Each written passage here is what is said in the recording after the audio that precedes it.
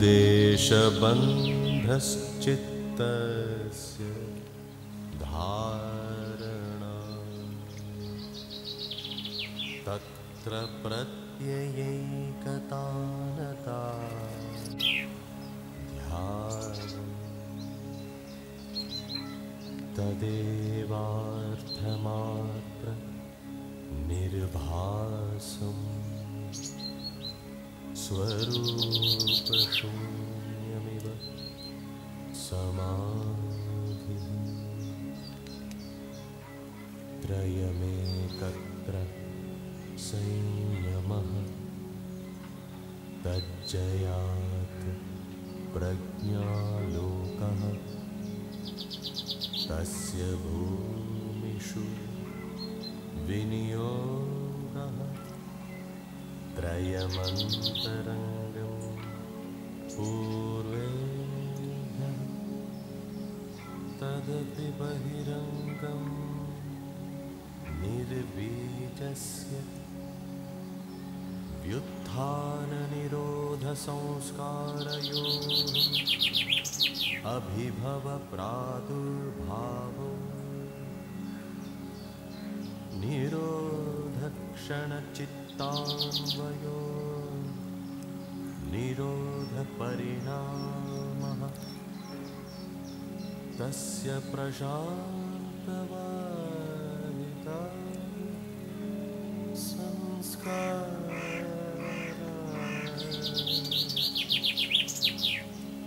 सर्वार्थतैकाग्रतयोः क्षयोदयो चित्तस्य समाधि परिणाम।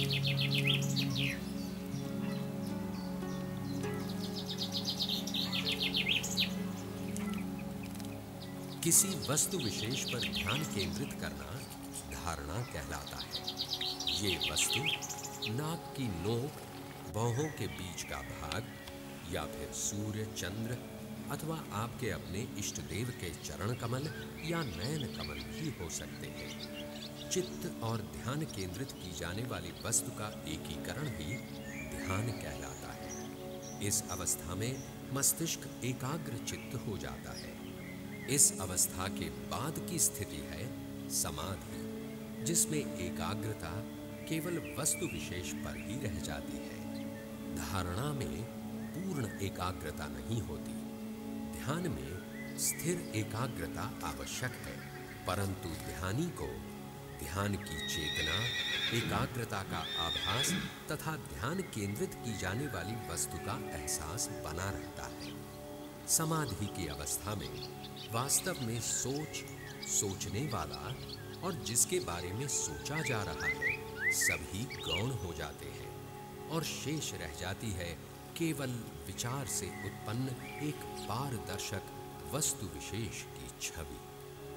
धारणा, ध्यान और समाधि की ये तीनों स्थितियां मिलकर संयम का निर्माण करती हैं। प्रज्ञा सफलतापूर्वक संयम की प्राप्ति ही है। योग साधना के अगले चरणों में जाने से पूर्व एकाग्रता अति आवश्यक है। धारणा, ध्यान और समाधि अधिक अंतर्मन से जुड़े हैं, परंतु निर्बीज समाधि की तुलना में इनका स्वरूप भी बाह्य ही है।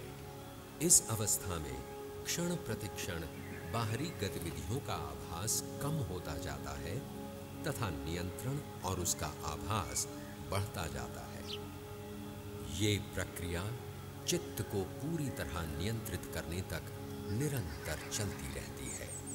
इस अवस्था में लगाव व विरक्ति की इच्छा लगातार चित्त को प्रभावित करती है। सांसारिक केवल आत्मिक